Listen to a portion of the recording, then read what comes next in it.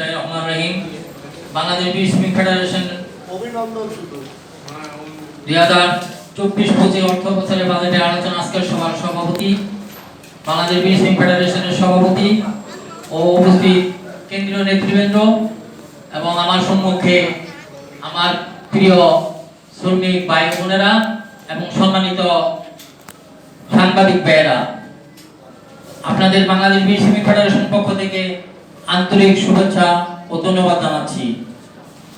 2024 অর্থ বছর 24 সালে অর্থ বছরে যে বাজেট প্রণয়ন হয়েছে সেই বাজেটকে আমরা শুভেচ্ছা জানাচ্ছি।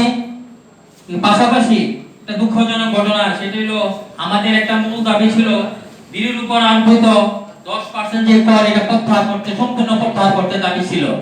আমাদের সেই দাবি পূরণ হয় নাই। আরেকটি বিষয় হলো বহুজাতিক কোম্পানির ন্যূনতম সিগারেটে